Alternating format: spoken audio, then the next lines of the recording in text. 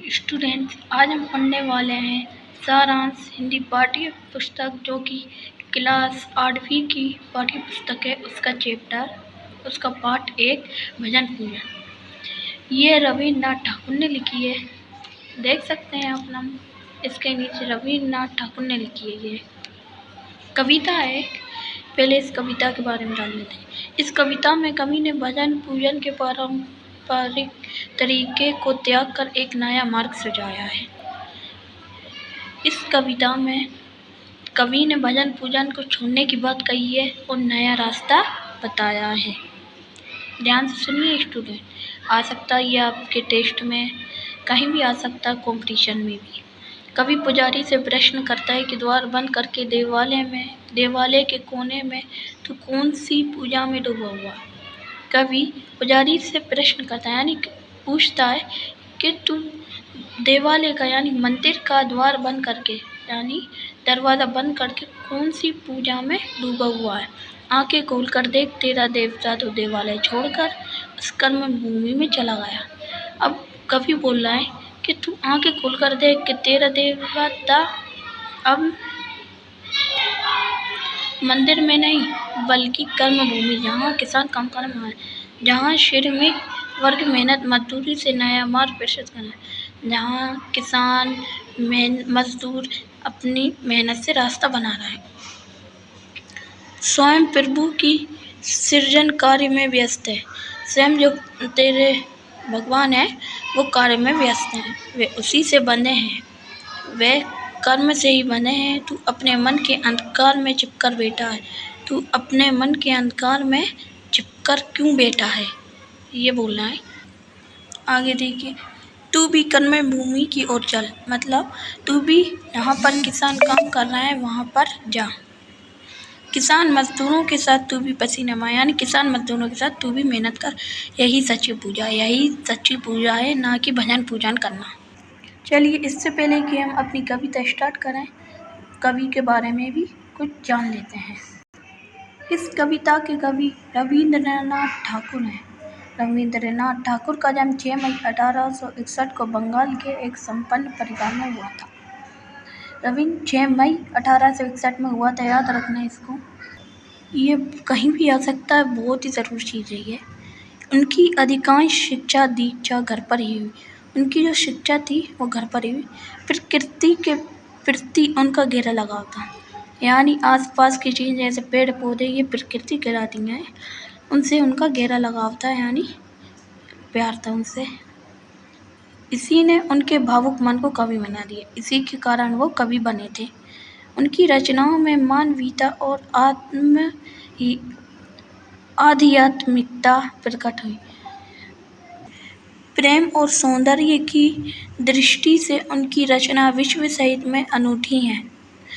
प्रेम और सौंदर्य की जो दृष्टि से वो देखते थे, इसलिए वो विश्व में फैल गए, साहित्य हुआ।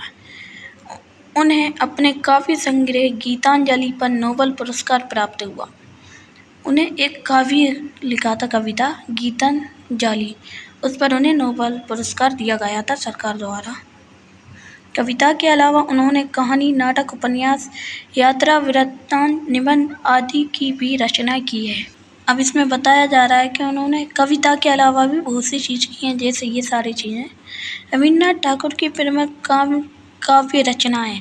रविन्द्रनाथ ठाकुर जो हैं उनकी बहुत ही फेमस जो हैं, यानी प्रमुख जो फेमस हुई हैं उनकी रचनाएं। गीतांजलि, जिसपे अपन ने पीछे देखा भी था कि उन्हें नोबेल पुरस्कार मिला था। नैवेद्य, पूर्वी, क्षणिका, चित्र और शांति गीत आदि बहुत सारे। चलिए स्टूडेंट्स, अब हम कविता शुरू करते हैं। पुजारी भजन पूजन साधन आराधना इन सबको किनारे रखते हैं। कवि पुजारी से बोलना है, भजन पूजन साधन आराधना यानी पूजा सामग्री सब किनारे रख दे। द्वार बंद करके देवालय के कोने में क्यों बैठा है, अपने मन के अंधकार में छिपा बैठा तू कौन सी पूजा में मगन है। अब बोला है कि तू दरवाज़ा बंद, देवालय का यानी मंदिर का दरवाज़ा बंद करके तू कोने में क्यों बैठा, अपने मन के अंधकार यानी अपने अज्ञानता में छिपा क्यों बैठा है, तू कौन सी पूजा कर रहा है। आंखें खोल कर जरा देख तो सही, तेरा देवता देवालय में नहीं है।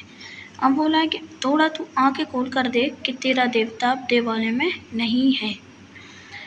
जहाँ मजदूर पत्थर फोड़कर रास्ता तैयार कर रहे हैं, तेरा देवता वहीं चला गया। जहाँ मजदूर पत्थर तोड़कर यानी फोड़कर रास्ता बना रहा है, वहाँ उसका देवता चला गया है।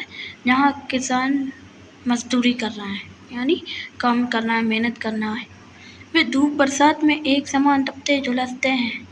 नहीं, वे सुख दुख में एक समान रहते हैं।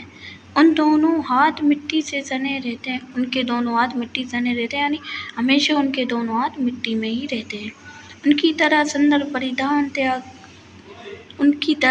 परिधान त्याग कर मिट्टी भरे रास्तों से जा, तेरा देवता देवालय में नहीं है। अब कवि बोल रहा है कि तू भी उनकी ही तरह सुंदर परिधान यानी सुंदर वस्त्र त्याग कर मिट्टी भरे रास्तों से जा। मिट्टी भर रास्तों से जहाँ धूल है उस रास्ते जा, तेरा देवता अब देवालय में नहीं है। जो तेरा देवता है वो देवालय में नहीं है। भजन पूजन साधन को किनारे रख दे। भजन पूजन को साधन ये भी पूजा सामग्री है, सबको किनारे रख दे यानी हटा दे। मुक्ति मुक्ति और अरे कहाँ है। मुक्ति यानी आज़ादी। आज़ादी कहाँ है, कहाँ मिलेगी मुक्ति यानी आज़ादी कहाँ मिलेगी। अपने सृष्टिपन से प्रभु स्वयं बने हैं। सृष्टिपन से मतलब उनके जो जहाँ मजदूर काम कर रहे हैं वो काम करने में खुद ही प्रभु वहीं पर है। तेरे प्रभु काम करने में लगे हुए हैं। ध्यान पूजा को किनारे रख दे। ध्यान पूजा जो तू पूजा सामग्री करता है उसे छोड़ दे। फूल की डाली को छोड़ दे। जो तू फूल की डाली जो पकड़े हुए उसे भी छोड़ दे। वस्त्रों को फटने दे। जो तेरे कपड़े हैं उन्हें फटने दे, धूल दूसरी धोने दे, मिट्टी में खराब होने दे या वो मेले होने दे। उनके साथ काम करते हुए पसीना बहने दे। उनके साथ काम कर मेहनत करता रहे, तभी तेरे प्रभु तुझे मिल पाएंगे। इस वीडियो में इतना ही। इसके क्वेश्चन आंसर अगली वीडियो में करेंगे। अगर आपको वीडियो अच्छी लगी हो तो लाइक करें और सब्सक्राइब भी करिए ताकि अगली वीडियो आपको मिल सके। और कमेंट में बताएं कि और कौन सा चैप्टर आपकी ज़रूरत है, वो चैप्टर भी डल जाएगा।